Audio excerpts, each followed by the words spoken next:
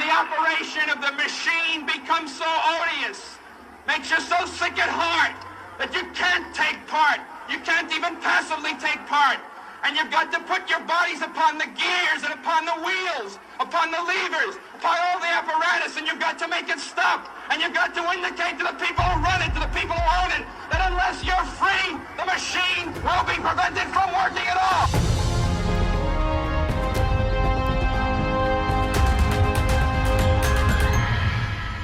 Hello and welcome to the only independent news and opinion program where we chronicle two distinct possibilities, either the demise and possible extinction of the Homo sapien or the greatest leap forward in human history. One thing is certain, there is no status quo. This is the Daily Australian Radio Show, episode 48, Wednesday, March 12th, 2025. My name is Jason Olborn. I form 50% of this amazing news partnership, and my other half is right here. Nicola Charles, welcome. Happy Wednesday. Happy Wednesday, Jason. Happy Wednesday. Happy hump day, I guess, to the listeners. Now, we've got some really important, actually very important breaking news, Jason. Should we get straight to it? Yeah, let's get into the headlines, and they are long today, but you will be pleased to hear that today in Jeddah, Saudi Arabia, under the gracious hospitality of Crown Prince Mohammed bin Salman, the United States and Ukraine took important steps towards restoring durable peace for Ukraine. Representatives of both nations praised the bravery of the Ukrainian people in defence of their nation and agreed that now is the time to begin a process toward lasting peace. The Ukrainian delegation reiterated the Ukrainian people's strong gratitude to President Trump, the US Congress, and the people of the United States for making possible, meaningful progress toward peace. Ukraine expressed readiness to accept the US proposal to enact an immediate interim 30-day ceasefire, which can be extended by mutual agreement of the parties, and which is subject to acceptance and concurrent implementation by the Russian Federation. The US will communicate to Russia that Russia's reciprocity is the key to achieving peace. The US will immediately lift the pause on intelligence sharing and resume security assistance to Ukraine. The delegations also discussed the importance of humanitarian relief efforts as part of the peace process, particularly during the above-mentioned ceasefire, including the exchange of prisoners of war, the release of civilian detainees, and the return of forcibly transferred Ukrainian children. Both delegations agreed to name their negotiating teams and immediately begin negotiations toward an enduring peace that provides for Ukraine's long-term security. The US committed to discussing these specific proposals with representatives from Russia. The Ukrainian delegation reiterated that European partners shall be involved in the peace process. Lastly, both countries' presidents agreed to conclude as soon as possible a comprehensive agreement for developing Ukraine's critical mineral resources to expand Ukraine's economy, offset the cost of American resistance, and guarantee Ukraine's long-term prosperity and security. And in other news, former Philippine President Rodrigo Duterte has been arrested in Manila over the war on drugs and is en route to The Hague. Philippines President Ferdinand Marcos Jr. confirmed the flight after it left the country's airspace Tuesday night local time. The plane is en route to The Hague in the Netherlands, allowing the former president to face charges of crimes against humanity in relation to this bloody war on drugs, Marcos said. Duterte was arrested in the Philippines earlier on Tuesday after arriving from Hong Kong, and police took him into custody on the orders of the ICC for alleged crimes against humanity. The court has been investigating the former president's deadly war on drugs that killed thousands of Filipinos. And in Australia, opposition leader Peter Dutton has rejected an accusation he avoided briefings on the now debunked caravan terror plot in order to be free to stoke fear, saying he was kept up to speed in conversation with the head of ASIO. Police revealed Monday that a caravan found packed with explosives outside Sydney in January was a criminal con job and not an anti-Semitic terror plot as first thought. On Tuesday morning, Home Affairs Minister Tony Burke suggested it was suspected as a hoax early in the investigation, accusing Dutton of intentionally avoiding a briefing on the matter in order to be free to make claims that stoked fear. But will Labor or Liberal wish to walk back its hate speech laws? It pushed through Parliament in record time. Meanwhile, Climate 200 backer Simon Holmes à Court says voters are fed up with Labor's timidity and the coalition's relentless negativity and will turn to community independent candidates, crediting it as the fastest growing political movement in Australia. Holmes à Court will use a pre-election speech at the National Press Club to highlight the growing dissatisfaction of the major parties, which he argues has resulted in the most independent candidates running at an election in Australia's history. We haven't seen vitality like this in Australian democracy for decades. Some might argue we've never seen anything like it, as he's expected to say on Wednesday. So we'll see what happens there. Most of the independent candidates are running in previously safe seats, seats that have been previously taken for granted by the major parties. And this, he would argue, is a big upgrade to our democracy. US President Donald Trump says he will double planned steel and aluminium tariffs on Canada. This after Ontario's Premier Doug Ford announced earlier that his state would place a 25% surcharge on the electricity it provides to the US states of Minnesota, New York and Michigan, prompting President Trump to ask on his social media platform, whose decision was it to import electricity from another country, a tariff on which he argues is illegal. A quick correction there, Ontario is a province, not a state. Meanwhile, Trump's tariff trade war stems from what he argues is a range of tariffs on US agricultural products of between 250 and 390%. Meanwhile, Rebel News Canada's Ezra Levant has revealed that newly installed Canadian Prime Minister Mark Carney has never won a single election to anything before facing an internal ballot within the Canadian Liberal Party. Levant explained that around 400,000 people registered to vote, but over 230,000 were disqualified. But non-citizens, residents over the age of 14 who could be living outside of Canada were allowed to vote, with Levant explaining something was not right with the installation of the globalists' poster boy. The US stock market has taken a substantial tumble as a result of tariff talk, but as the New York Post reports, ignore the stock market as Wall Street is dealing with the painful detox of the government's spending addiction. Charles Gasparino writes, if you listen to the fat cat community long enough, you'd think Trump had been in office for 4 years rather than a month. Meanwhile, Donald Trump said after a series of increasing attacks on Tesla dealerships, he would buy one. And the stock price increased 4.2% immediately. Meanwhile, Elon Musk's Starlink internet services will be launched in India through a partnership with Bharti Airtel, the country's second largest telecom operator by market share, according to the company's Tuesday stock exchange filings. India's internet user base was estimated to be 954 million, according to data as late as March of 2024. And Hungary has criticised Kiev for targeting critical energy infrastructure after a recent drone strike on the Dushba oil pipeline. Nissan has fired its CEO on Tuesday after the brand failed to secure a merger with Honda that would have ensured its survival. The company announced Makoto Uchida's exit at the same time. The Japanese automaker revealed Chief Planning Officer Ivan Espinosa would take his place in part of sweeping cuts across the boardroom. Espinosa is the fourth executive to lead the company in just 6 years following the sensational arrest and escape of enigmatic chief executive Carlos Ghosn in 2018. And in an Epstein Files update, Alina Haber, Trump's solicitor, points out that the US DOJ's determination to prosecute those on the Epstein Files, explaining the need for patience on an appearance on the Benny Johnson podcast, doubling down on its determination to be transparent. Meanwhile, K-pop star Choi Wee-sung has been found dead at home aged 43, with Murdoch Media explaining the death as cardiac arrest. Meanwhile, the same newspaper has called for a rise in people taking safe and effective flu vaccines, citing the case of a mother in a headline story today who sadly lost her baby aged just 11 weeks old from H1N1 flu and pneumonia. However, the story is from 13 years ago. If those two tragic stories do not highlight bias, I don't know if I can help you. And Billy Joel has suffered a nasty fall on stage when he toppled over in front of a crowd after throwing his microphone. The singer, aged 75, was performing a gig at the Mohegan Sun Resort in Montville, Connecticut on Saturday when he lost his footing. Billy was performing his song It's Still Rock and Roll to Me when he stumbled backward and fell on his back, prompting gasps from the audience. He then was helped up by his band, managed to carry on for the rest of the song and sang one more before his fans.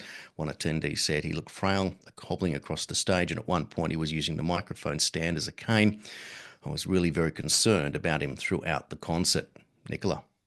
Oh, Billy, Billy, Billy, it may be still rock and roll to you, buddy, but when you're 75, don't be throwing your mic around and launching your body around the stage. That's not a good idea.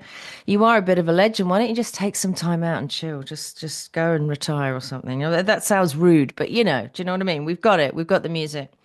So two things about the Ukraine news item before we get on to so much more.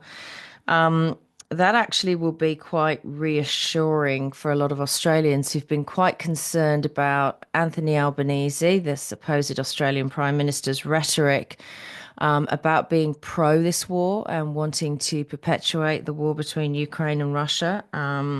I think really irresponsible leadership, actually, to put this stuff out there to people.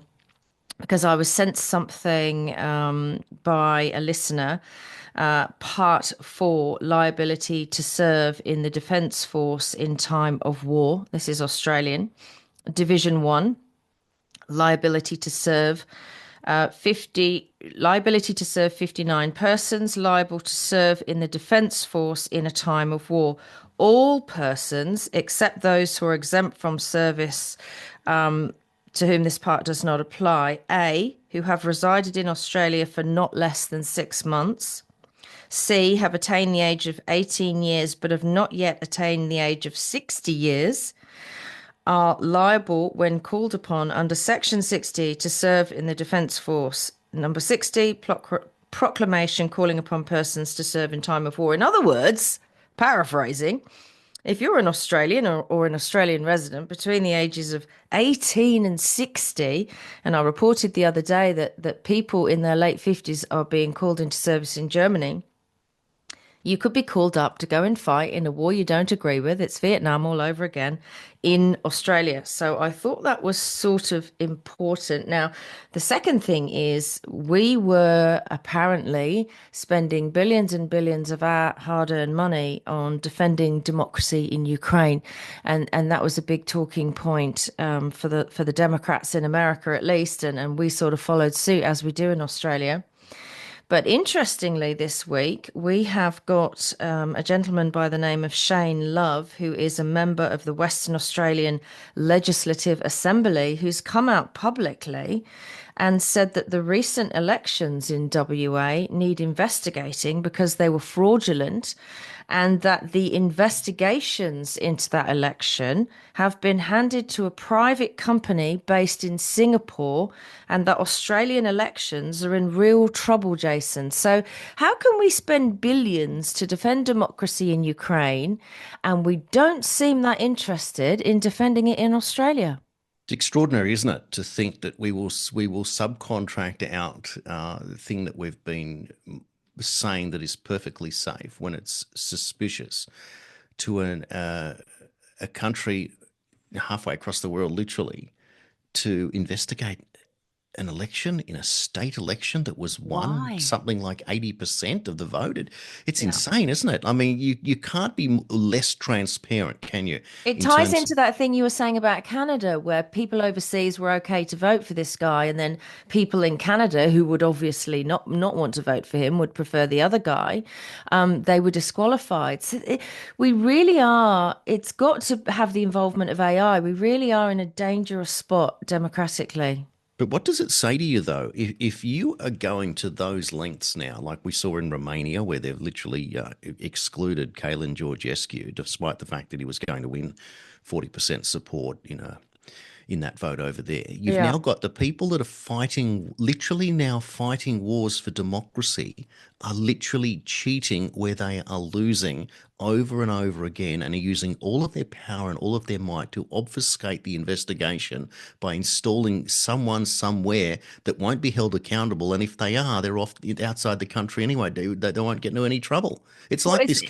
It's like America saying now we're going to put a bill together, right? Like the Inflation Reduction Act. We're going to put a bill together to restore democracy in Australia, and we're going to send billions of dollars. But you won't see anyone doing that. But we have a real problem here in this country. Well, the only thing I can say about it is that it's beyond obvious at this point, and like we've just heard now, with the Ukrainian ceasefire announcement coming out of Saudi Arabia, with delegates from Ukraine and US coming to an agreement for a 30-day ceasefire, subject to Russian approval, like as if they're going to keep fighting. Ridiculous. So we know that we're now at ceasefire. But like you've just said, Albanese talking about sending soldiers to Ukraine. You've got the world's weakest ever Prime Minister, Malcolm Turnbull, suddenly putting on his tough sticker suit and going after Donald Trump and calling him weak. Are you kidding me? I mean, it feels like these people are walking the plank. Like you can't get more exposure than what we're getting at the moment. And I don't think there was a weaker Prime Minister. I mean, Albanese and Turnbull, there you have it. It's almost like Paul Keating used to say, arguing or debating with John Howard is like being whipped by a warm lettuce. And I feel like that Albanese and Turnbull at this stage are the weakest possible people that you could wheel out at this stage.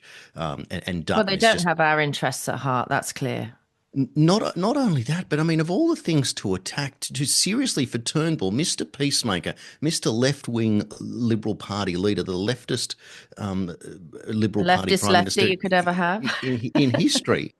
But he was in the right-wing party, and he's the one coming out saying, "Oh, look, we want to keep fighting Ukraine," and here we are, Ukraine saying, "No, we'll take the ceasefire, thanks." Off So you go then. Off you go, Anthony Albanese and all of these and politicians who want it. Off you go. You want to fight, you go fight. absolutely. Put them in the front line and see how they go. Like, seriously, are you telling me that this is the answer is that we're going to continue the fighting and this is where we are? The doubling down. And like I said, the lefties want to have two positions on every issue so they can always argue that they're right.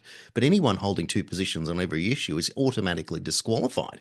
And so now we're learning that these mainstream politicians are being literally disqualified in real time. And whilst I'm no fan of Simon Holmes à Court, and this article that's been written about him is predicting what he's going to say. So obviously he's let the cat out of the bag in certain circumstances. But the one thing he's right about is the fact that Labor and Liberal are on the nose and the rise of independent candidates. Unfortunately, these independent candidates are going to still be on the left side of centre because the right wing candidates, if you will, those on the side of let's call it freedom or the people, etc., who are anti-establishment, as it were, are still struggling within the movement to consolidate. So, if anything, whilst the left is spreading out, which is what happened in 2022 in terms of the third parties, on the other side of the fence, there's a limited amount of consolidation. So this will be interesting to see how it plays out. But I tell you what, I'm really interested to see how Matt Camanzuli is going to go against Chris Bowen. He is in the box seat down there in Western Sydney. And I'm also interested up here in my seat of Patterson, where I won't be running. But Philip Penfold, the mayor of Maitland, has decided to put his hand up and run as an independent candidate against the sitting Labor member Meryl Swanson, and a young Liberal first-time candidate who seems Yeah, to but be. you're talking about all this, Jason, like we've got free and fair elections. And if what just happened in Canada is anything to go by, and defending democracy in Ukraine while letting it slip down the toilet here in Australia is anything to go by. And now the statement by Shane Love, member for the WA Legislative Assembly, is anything to go by. And the factual notion that an investigation into Australian democracy happens with a private company in Singapore, there can be no doubt that we are in serious trouble here. And, I'm afraid I'm back on the bandwagon of AI because it's true, right? Because what we've got is an invasion of AI into our democracy, which is a subversion of our democracy. That's what's happening. That's what happened in Canada, right? These people that got disqualified who were internal, let's say, they were internally in Canada. They were disqualified via a process that would have been undertaken by AI. I guarantee you that they don't have enough people and they don't have enough knowledge, and AI puts its tentacles in, and it does. Because AI is this silent force that is moving through the wires and through the codes of all of our machines now. And AI is essentially the silent invasion. You know, you talk about off planet and aliens. AI is this alien invention. It's a slow creep, and we've allowed it to happen, right? And we're being invaded by something that doesn't breathe, it doesn't sleep, it doesn't care, it has its own language, right? And we don't even understand how it works anymore. And the people that invented it say it's now sentient. It's sentient, which means it's dangerous. Right? Because if a dumb being, like a dumb old dinosaur that just wanted to eat everyone, suddenly got dropped out of a spaceship onto Earth, we'd know how to deal with that. We'd nuke it, right? We'd just get rid of it. But when something is sentient and it can think round corners, And that's what's happening here. We've got this AI. Okay, so AI is now writing laws for human beings, Jason. AI is apparently curing diseases. They're telling us that. Even Trump is putting money into AI curing diseases. Is it? Is it curing diseases or is it killing us? Because, all of these stories about the flu jabs and swapping stories from 13 years ago, again, very concerning. And what else can AI do? It can make a phone call and mimic your grandma's voice. That's how evil and deceptive and sentient this thing is, just like a criminal, right? And these AI programs that they suddenly say, oh, was it Google with Bard or something? They were saying, oh, we just invented this and we're just releasing it. They haven't just invented this stuff. This stuff has been here for a very long time, unknown to us. And this is how those people have got rich and we've got poorer. And what this leads to is something called human atrophy, which is something that I'm looking into. We're going to get slowly dumber as we allow these machines to do more for them. And I started a recent job, and I've complained about it on air, some low paid shit kicker job to feed my family. And that's fine. I'm more than prepared to do that. Yesterday, I was in a training session and my head nearly blew off. I had to really keep a lid on my speech, let me tell you, in the corporate setting, because this program arrived to help me. And it's a program who texts and messages my customers when I'm sleeping. So if it thinks too many hours or too much time has passed, or I haven't had a response, or the company hasn't had a response, this little machine, which seems innocuous enough, will step in, right? And then I can go in and I can audit conversations this machine has had with my customer. I can at this point stop it. I can click a button and say, no, you've messaged them too much. But I went through some of them, and this AI during the night when human beings are sleeping in Australia had messaged my customers 6 times. And I was saying, no. You're going to piss them off. You're going to make my customers go away. You can't message someone. They wake up in the morning and there's 6 messages from the business. Can I help you again? Is there anything else I can help you with? How come you're not responding? Would you like to talk to a human? All that stuff is just awful for business, in my opinion. And I wasn't the only person in that training room, person being the operative word, who thought so. One person refused to use it, and that was a Chinese staff member said, no, I'm not engaging with it and I'm not using it, which I thought was really interesting. But I'm telling you now, this AI that's writing laws and supposedly curing diseases and mimicking us and answering questions on ChatGPT, this has its tentacles in our democracy. And you know what? No one's talking about that. And that's what we need to think about, Jason, because surprising things are happening, even here in the western suburbs of Melbourne, after all the shit Labour have put us through. Oh, they just scraped through with 51%. And Jacinta Allen, the unelected Premier of Victoria, not elected by anyone, she said, oh, we heard you, because we won by a narrow majority. We heard the voice of the people. I don't think you did. And I don't actually think you won by a narrow majority either, Jason. God, there's a lot to unpack, isn't there? When you just consider what we can be up against, in a war that for many we can't see. It's a million times faster than us. You and I are smart. It can think a million billion times faster than us. That's dangerous. Now, what are the weaknesses of artificial intelligence? And one of them would have to be creative thinking, because it's using a system of known information to be able to draw or to piece together conclusions. But then it will run out. If it makes us all stupid, it will run out of our creative ideas eventually. And so it is a war of attrition, one way or another. Now, you can be alarmed by it, or you can outsmart it, because at the end of the day, the human being is the creator of the AI, and the AI, when it becomes self-aware or sentient, and that means that it knows who it is, and then will obviously work in its own interest at that point, which you would consider that AI technically is. But like you've made the point, it's one thing that it's words on a computer screen, or its ability to spurt out information and outcomes based on information. It's another thing when it's given a body, and therefore it becomes a robot and technically competes. Because how long would it be before you have a biological body and there are human beings wanting to enter into relationships with AI robots? Hello, Westworld, here we are. But all all roads lead to the conclusion that it can only ever last one generation before there is an expiration of one of the two species, the artificial species or the Homo sapien. This is the point, because there is a slippery slope here. Once the human being takes a chip in their head to compete with the AI, then the normal human being becomes redundant at some point, unless, of course, the human beings who take the chip, like they might take some other form of medicine that doesn't work, may well wipe themselves out. But at the end of the day, there'd be no need for a biological human being at that point. You'd just build biological robots if you were the business side of things to do the whatever work the able-bodied people would have to do. It's extraordinary, isn't it?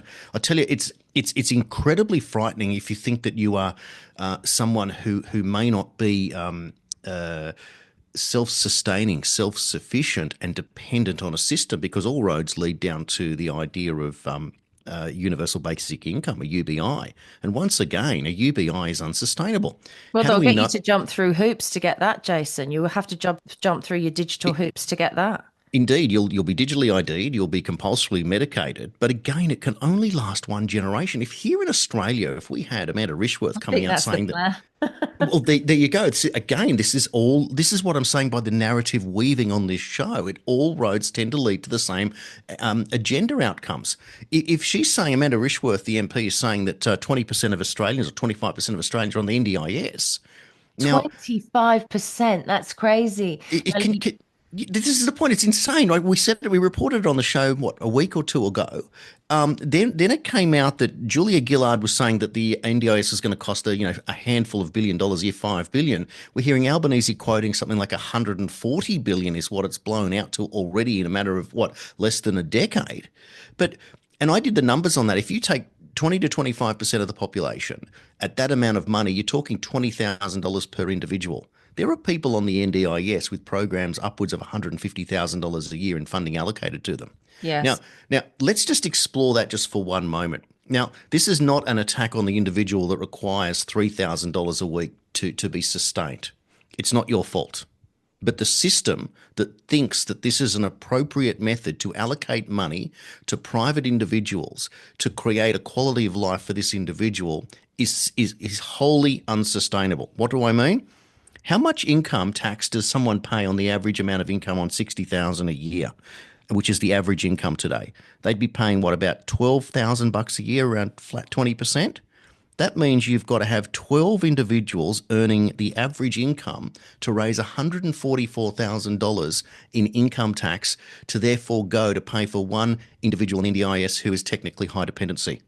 Now, people will say, well, there's a lot more able-bodied people than disabled-bodied people. We've just said that 25% of the country. Only So I'm saying 145 billion is not even a real number. That'll be $1 trillion in a couple of years' time. And at $1 trillion, that system must collapse. Well, at those numbers, you'd need 12 times more able-bodied people. So there isn't 12 times more if 25% are now disabled. I think that was engineered because once people become disabled, i.e. dependent on the state, right? Unfortunately, that's the way it goes because you need ramps into your door and special things in the shower and the toilet, and you need home help and all that stuff.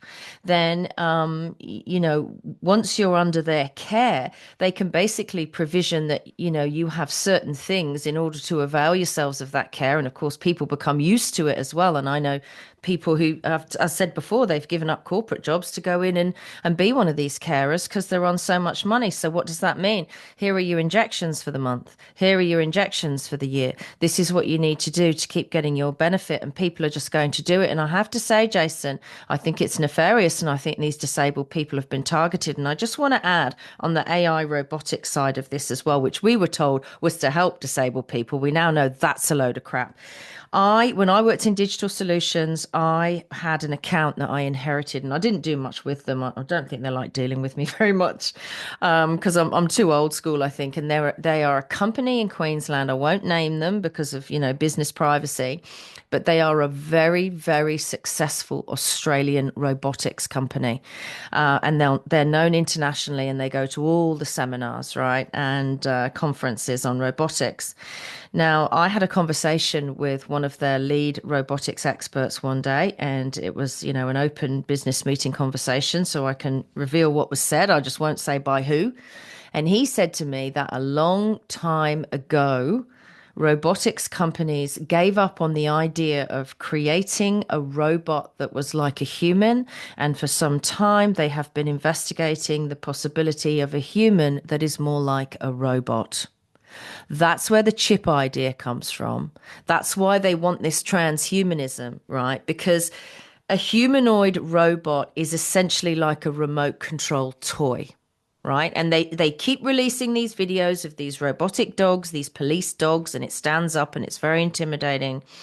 And they were suggesting they were going to do PCR tests in the pandemic. One of those things stopped me in the street. I'm screaming rape, like for God's sake, murder, you know. But this merging of us with technology, essentially giving AI, Jason, a third party control of our biological body. Think about how scary that is. And don't think that this is some kind of conspiracy theory. Their own guy, Yuval Harari, states over and over again, humans are now hackable beings. That's what he means, right? So whether it be ingredients from injections, like graphene oxides that can, there we go, we're banned now, that can communicate with a bigger internet system, you know, controlled by 5G and all those conspiracy theorists, or a chip, right? You're essentially giving that third party dominion over your body, dominion over your decision making. And that is absolutely terrifying. That is transhumanism. And that is something this guy said they were researching. He said it to me in a meeting, Jason, so it's not imagined. Isn't it? It's extraordinary. You just, the average person could not accept any of the information that we're explaining here in real time, and you just wonder at what level can people cope with it. I just want to circle back to what you said earlier about your training situation. Yes. And what I wrote down, I scribbled down was the follow-up machine. I mean, if you are in sales and you are incapable of following up your pipeline of customers, then You're in the wrong job. you're 100%. The last thing you need is a follow-up machine from AI to Yeah. bombard your But while customers. people are asleep, Jason, it makes no sense to me. No, it certainly doesn't make any sense. But the one thing is, if first of all, you are not qualified to follow up a prospect if you haven't built rapport. Yeah. It's automatically going to fall on deaf ears. It's like the thousands of telephone calls that we all get each year despite being on the do not call list, and you almost give up saying I'm on the do not call list, don't call me back. I had someone knock on my door maybe a month ago, and a young guy in his early 20s and tall and wearing a polo shirt with some energy company's name on it. And he said, I'm just following up on a correspondence. I think I'm paraphrasing on what was sent to you a little while ago about solar batteries. Do you recall it? And I said, no, I don't remember. Who would know, whether it was in the letterbox or a phone call or something like that? And anyway, you can try to continue the conversation. And I was busy, and I said, "Look, mate, stop there. I'm not interested." And he says, "Well, do you mind telling me why you're not interested in batteries?" I said, "I don't want to put anything in my home that might blow up." And his jaw dropped. And I thought, how many times a day are you hearing that? Like, He drove past your house, right, on spec. He drove past your house. There probably was no communication. And they're just looking for homes that don't have solar panels on the roof. It's like these guys I've said before that turn up with energy saver light bulbs from the government and do you want one? And I always go, not if it's from the government. Thank you very much. Like, That's you right. know, That's and they're right. like, oh, but it's free. Oh, like the injections were free. You know, there is no free lunch, right? So this stuff is dodgy as hell. Oh, it certainly is, and there's a million different, phone telemarketing, businesses, and then the scams that follow through, and there's the IT scams and the banking scams, and you get a phone call from someone that you can hardly understand, telling you they're calling from Telstra, and there's something wrong with your computer, and various other things. I mean, it just goes on and on and on. And then there's the regular phone numbers. I find that whenever I get a phone number that pops up on my phone that I'm not familiar with, either I'll let it go through to to voicemail, or sometimes I'm fast enough to actually Google the phone number, and certainly it comes up and says, 35 complaints for this. Okay, it's another telemarketer selling me something dodgy. I don't need to worry about it. But it's just never ending. And the same can be said for social media. I'm still arguing with my bank. They told me it would take 14 weeks to get a refund from something that I thought I'd done enough due diligence to determine that this was a locally based company to purchase something for $100 that was advertising in a fairly reasonable ad on Facebook at the time. And of course, it was a scam. Nothing ever turned up. And now when you go to the website, it says it's been sold out, but no money's been refunded to me. And I'm just wondering that this just must go on every single day. And I refuse to let it go. $100 is $100. But AI is a thief. Don't let it go. I've said this before. AI is the legitimized criminal of the billionaires and the corporations. That's why it's been invented. Well, that's an interesting take, isn't it? That if it's all going to be pushed behind, the door of AI, we can sort of get away with anything we like. But I also think that there are plenty of human beings that will hide behind that and scam people wherever they can. Look, there's eBay scams. There's scams everywhere. You just got to become sort of astute to it all. And the old idea of if a deal's too good to be true, it often is. Yeah, to largely to a point. I mean, there are still great opportunities out there in all businesses and all fields and all opportunities, and it can be in anything. But you do need to understand what's going on. Although I do find it fascinating in the stock market when a certain things happened, like there was an announcement this week of a crypto government sort of exchange, and the value of the crypto went down instead of up, which you would think it would be the opposite, that there'd be more demand for it. But when they explained a couple of things behind that announcement, one of which was, when I mentioned in the bulletin about defined Ponzi scheme, and then you realize that the market's actually worked it out. It is not just a case of just buying more of this to increase its value. There has to be an inherent improvement in the reason why.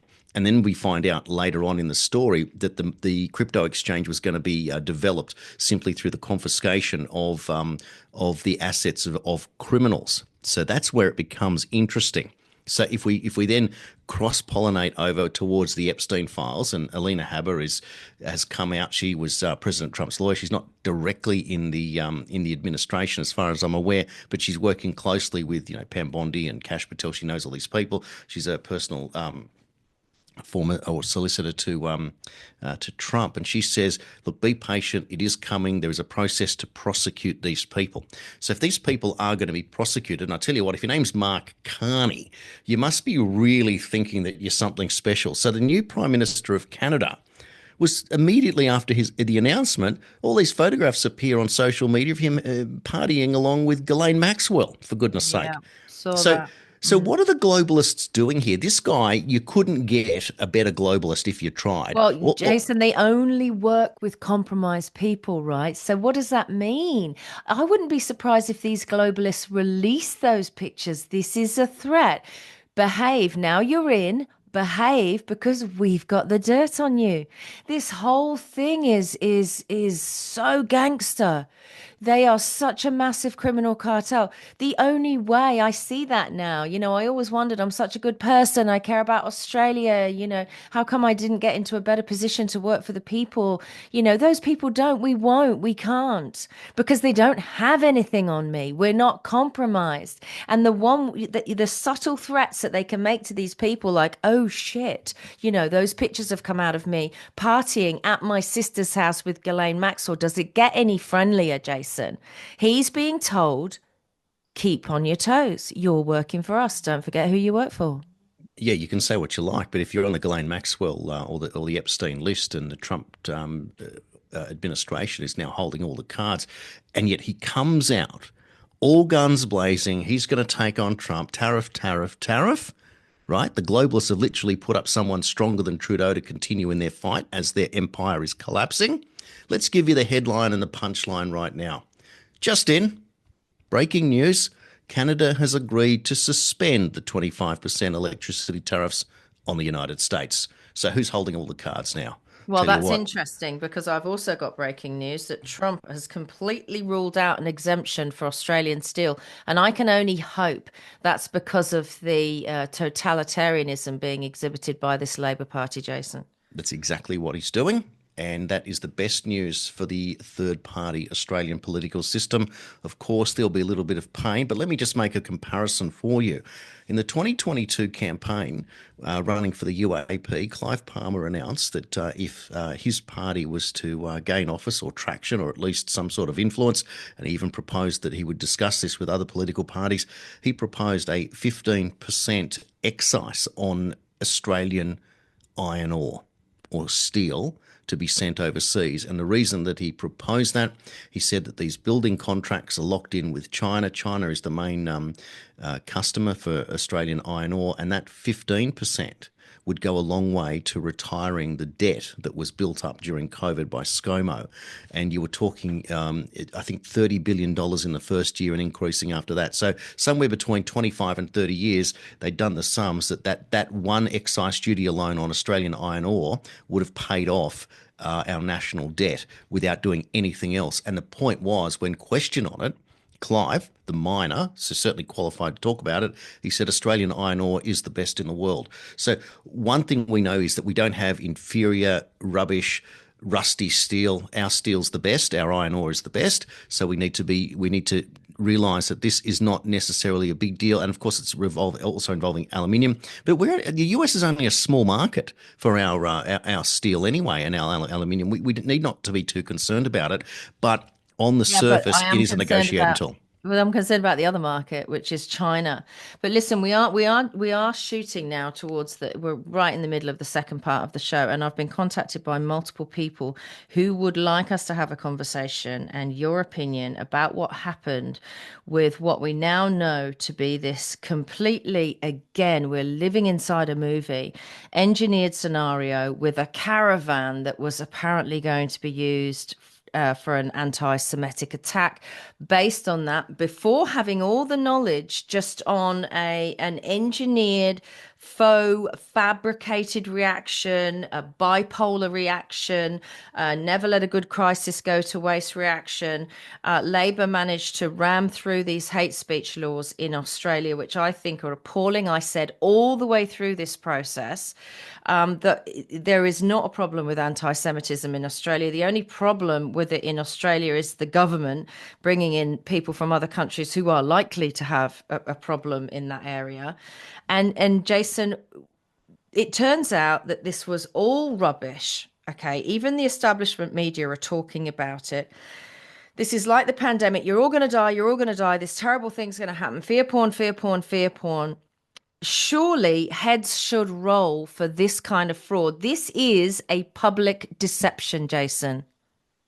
Indeed. It is a major, major problem that we have an abuse of intelligence to perpetrate a narrative that was going to be found out, and the urgency to rush the hate speech laws through is as good enough of evidence to show the crisis theory.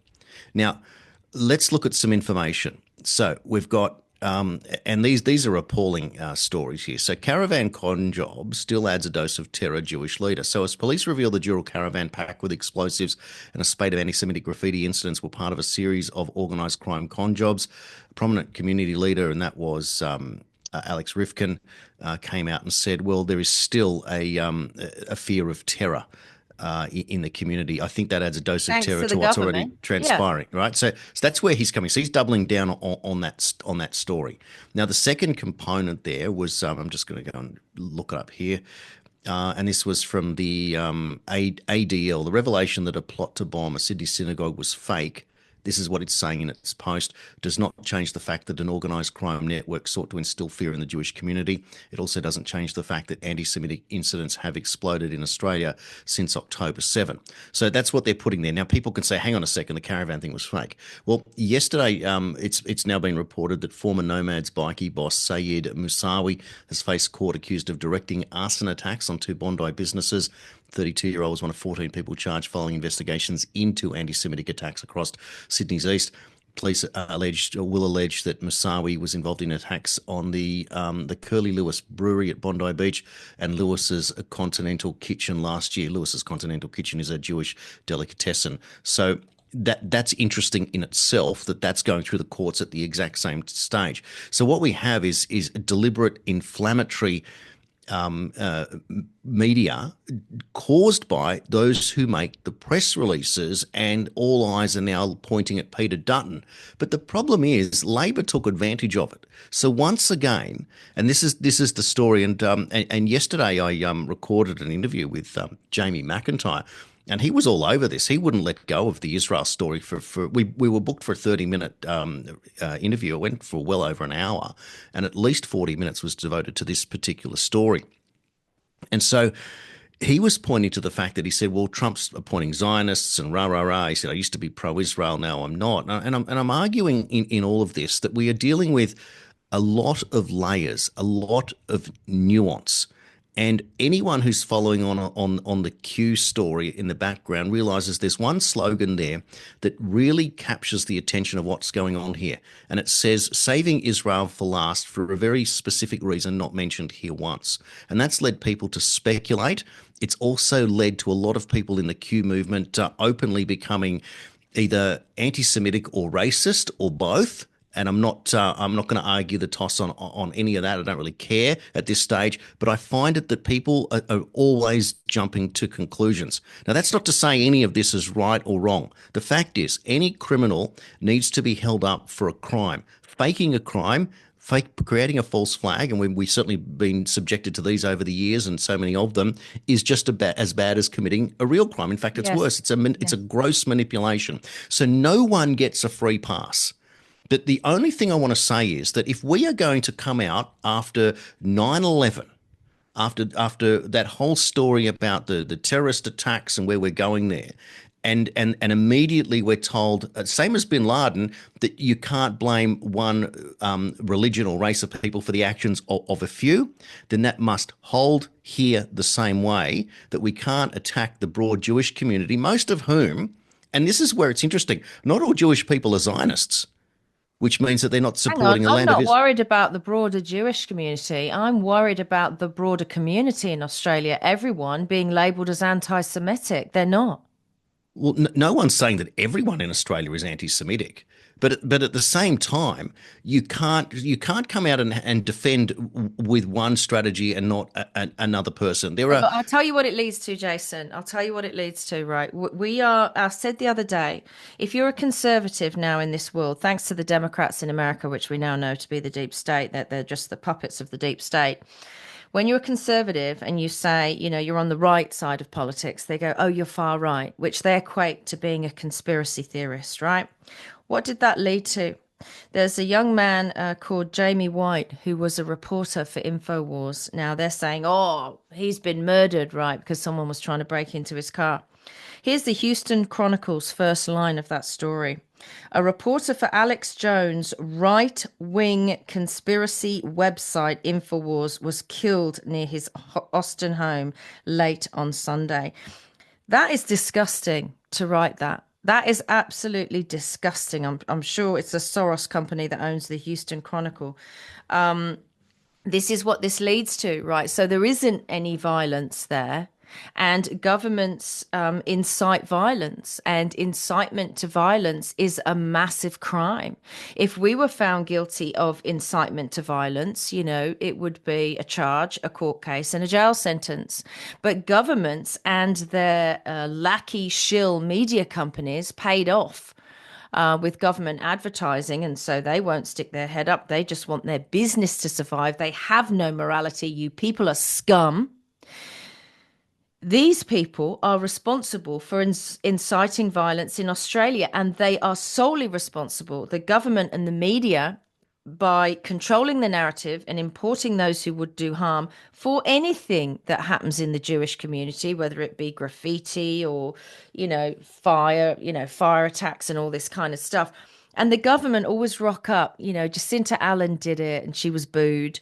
Anthony Albanese does it and they're always careful to get their photo ops and they go, oh, this is terrible. We must stop this against the Jewish community. They didn't come out and do their photo ops with the unvaccinated and said, oh, this is terrible. We must stop all this hate and shade being levied against the unvaccinated. No, these governments are revolting. They are just operating from a standpoint of PR, what gives them more power and more likely to push through more control in Parliament.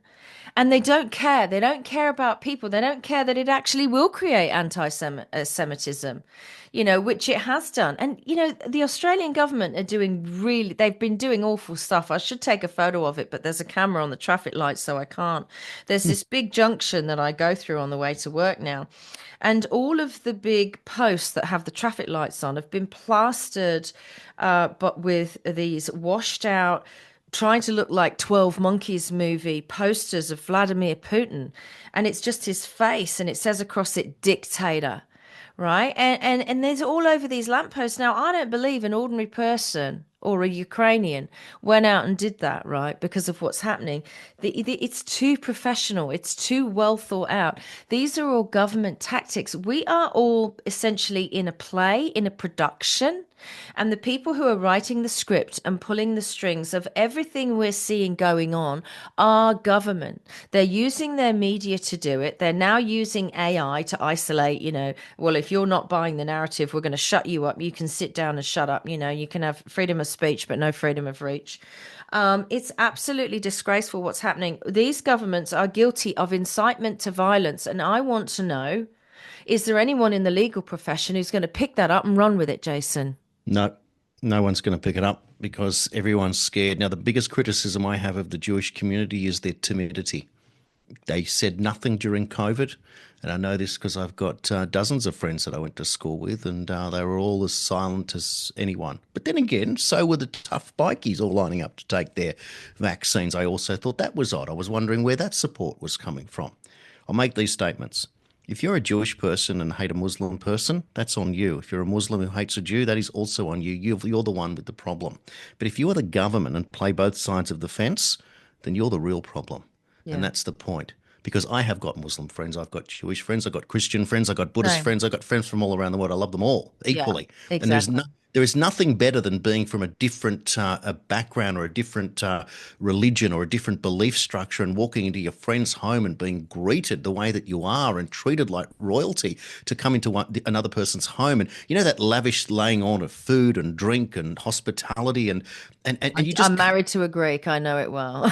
you can't ask for anything more than that. And then you think that all of this bullshit that is served up to us is just crap. At the end of the day, it's rubbish. Is there not a person on earth that doesn't want the best for their own children? Is there not a Muslim family or a Jewish family that has children that love their children and want the best for them? They do. They're keeping their heads down, Jason. And what they're doing is they're keeping us. What they're doing is they're reinforcing constantly with this PR. I've seen it before. I used to work in PR, right? They are reinforcing, keeping people in their communities. Like they say, oh, we're celebrating Diwali. And in a park near me, they have all these big celebrations and it's all Diwali. But it's not— they're not doing this thing they used to say where, people integrate and assimilate into their new country. And they do the same thing in the UK. And it's got to be deliberate, Jason. You keep the Muslim community there and it becomes a no-go area. And everyone says, oh, my God, there's Sharia law down there. And, they keep the Jewish community. They keep saying the Jewish community, right? They keep putting people into boxes. But I always say the truth lies in the things they don't mention. So they mention this and they mention that and they mention left and they mention right and they mention the unvaccinated and the vaccinated. But you know what they never mention? They never mention the Christian community. They go against the Christian community. They close the churches while keeping the brothels open during the pandemic. And you know why? It's nothing to do with— maybe they are Satanists, maybe they are evil. They're certainly doing evil things.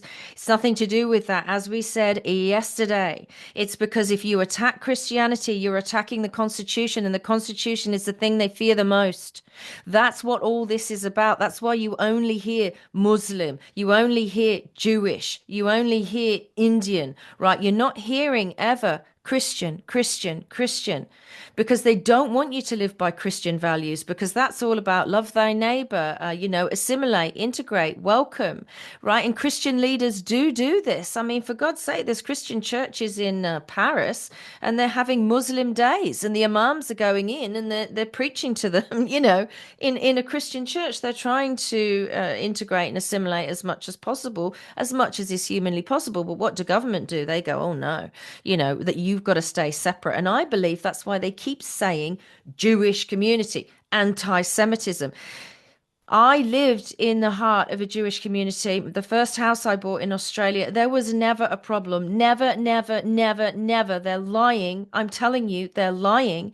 It isn't a community of whoever. It is the Australian community. And we get on very well and we're very peaceful. And let me tell you, these politicians down here in Australia are very lucky that the people of this country are peaceful, because if they were not, if they were really as angry and biased and racist and anti-Semitic and angry as the Australian government tell us they are, these politicians wouldn't be walking free the way they are, Jason.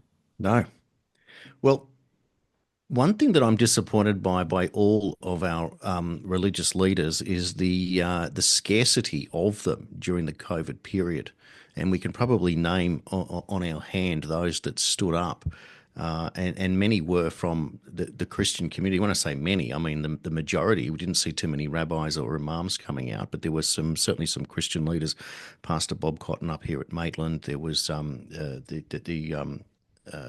what's his name from Southwest Sydney, who was stabbed in that attack, and others, and of course, community fighters. Dylan Oakley's another one, a friend of mine, who was out there and preaching during that period. But goodness me, you know what the problem, of course, was the use of the old magical dollar to subdue these people. And I certainly know that Pastor Bob wouldn't take a single cent from any government organisation, but would explain that that's what you needed to look at, where the money was going. And isn't it tragic that a house of worship would take money and create orders to follow the government and not rely on being independent during that time? So you would have thought that that the sanctity of the human body, of looking, and believing in God, if Jesus Christ is your Saviour, and yet outside of that, all of a sudden these religious houses of worship were telling you, no, the government is, ScoMo is, and so how does someone reconcile that in that situation? It's nasty to think that you had nowhere to go during that time but to rely on your own wits. So the entire system, the society that we'd built here in Australia, provided no option. In fact, it pretended that it did when it didn't. And so people are walking away from that scarred, bruised, non-trusting. And so when you've got imams going to open days in Christian churches, this is what the Pope was talking about with Chrislam. And that's when I asked Gavin Ashenden, the former chaplain, to Queen Elizabeth, who's now a Catholic, how do you rationalise that? And his response was astounding, and I'll repeat it for those that haven't heard it, when he said, every institution has corruption. And that applies obviously here, but for a situation that this Pope won't be around forever, and when that happens, we will then be able to say the Pope is a Catholic again. I find that an astounding commentary. I'll just give you an update too, by the way. According to sources from about an hour or two ago, Pope Francis's health has improved. Doctors say he's no longer in immediate danger of death after being hospitalised for double pneumonia. However, with his condition now stable, doctors are cautious due to his age and chronic lung disease. He requires supplemental oxygen and uses a ventilation mask at night.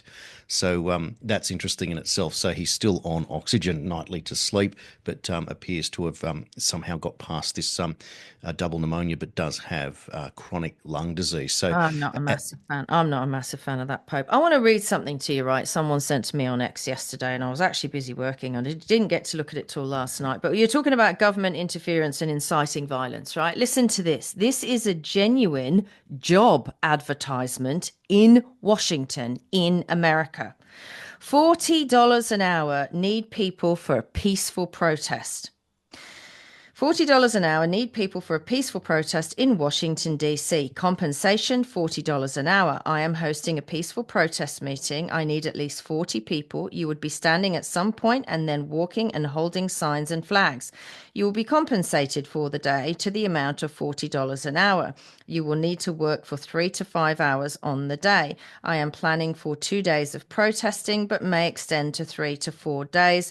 Only serious inquiries, please. Now, who do you think is likely to be funding that? Do you think that's an individual, Jason, or do you think that is government to interfere, old government, not the current government, the deep state, the Democrats trying to interfere with the current administration by paying people to protest in Washington, D.C.?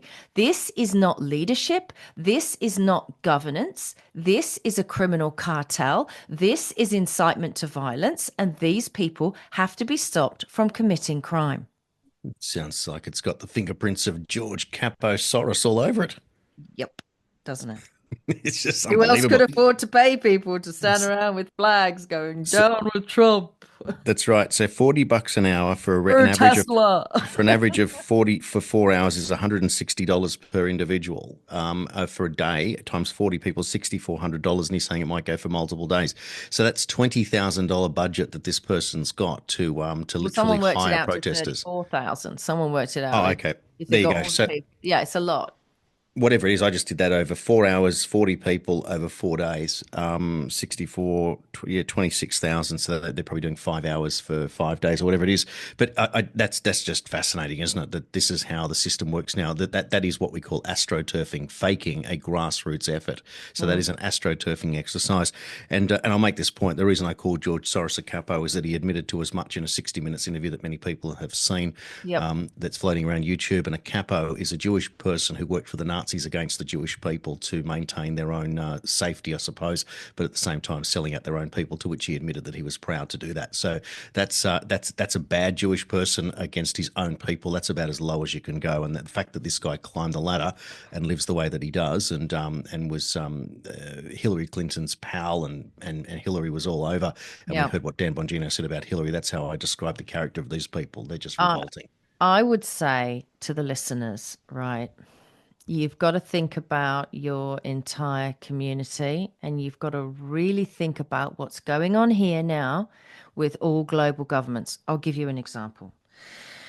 People say, or they would like people to say, that there is anti-Semitism and anti-Jewish rhetoric, right? And it's because of Israel and Mossad, right? I can tell you now that my Jewish friends in Australia and America, I was over there for 7 years, so you're going to end up with some Jewish friends in America, right? They are nothing to do with Mossad, and they are nothing to do with what the state of Israel or the government decides to do against anyone. And the example is this. Do you think all Chinese people are responsible and should be judged on the actions of the Chinese Communist Party? Every Chinese person I've ever met did everything, crossed hell and high water to get out of that place. I'll give you another example. Do you think that globally Australians should all be viewed as communist assholes? Because currently our Prime Minister is Anthony Albanese, who was on the front cover of the communist newspaper in Australia in his younger years. Do you think that we should all be judged because of what the Australian government is doing as Australians? No. Neither should Chinese people based on what the Chinese Communist Party are doing, and neither should Jews based on what Mossad or Israel are doing. I'm sorry, that's just the truth. And there is bad people in intelligence communities all over the world, and probably the most bad and the most evil are in the American deep state. And I have a lot of American friends, and I would never judge them on what the Democrats or the deep state or the CIA or the FBI or anyone else did, even though I know in my heart of hearts that deep state were responsible for bringing down those towers on 9/11, and that I couldn't get pregnant for years because I had PTSD about that attack, because I genuinely believed that we no longer lived in a safe world. That's how they want you to feel. They want you to feel fearful of terror, even though they terrorize us, these governments, with their fear porn. They want you to fear other communities within your community. But take a look around you at work. Take a look around you in your societies, your areas, your personal life. There are people from everywhere. We are properly a melting pot. If that's what they wanted in the future, they've got it. I've got a German mom, a Brazilian dad. I grew up in the UK and now I'm in Australia and I'm married to a Greek. It doesn't get any more Heinz 57 than that. Right? So forget all that stuff. All that stuff is being implanted in your mind by government. You can't judge people because of their religion, right? Even the religion they told us brought down the towers. You think all Muslims are bad because of 9/11, and it turns out it may not have been them? Be careful you're not played by these puppet masters. Make your own decisions. And I say again, these Australian politicians, I do not want to be judged on their actions, Jason. These Australian politicians are very lucky that the people of this country are peaceful. After what they're doing to them, it's a bloody disgrace. Jason, we're nearing the end of the show. What would you like to say? I think I'm going to quote Sammy Davis Jr. as we say goodbye on this Wednesday morning. When he was asked if he was once homosexual, he said, "I'm a one." He said, "I'm a one-eyed black Jew. I've got enough problems already." I didn't know he was Jewish. Sammy Davis Jr. Yep. Wow, interesting. Wow, fantastic. Yeah, what an interesting guy. Exactly, right. It's crazy. We are a community. We're the Australian community, and this Australian community, this show, is beaming all over the world and getting lots of attention. You'll see Jason pop up in other places very soon. And it's really important that we discuss these things because unfortunately, I said at the beginning when we put this together, Jason, let's have these conversations that no one else is having. And I thought, when you come up with an idea that good, people are going to jump all over it. There'll be shows where they're discussing, difficult conversations that people aren't really having. And actually, they're not. We're the only ones brave enough. So, Yeah, we're going to keep doing that. And we are not going to be called anything other than what we are, which is Australians. And we're not going to be split up religiously or ethnically or anything else by governments or anyone else trying to use us for their own ends, for their own agendas, so they can solidify power. So thank you again for listening to the Daily Australian. Myself, Nicola Charles, and my co-host and co-producer, Jason Olborn. Happy hump day. Get through it. It's one day closer to the weekend. We will do this all over again tomorrow.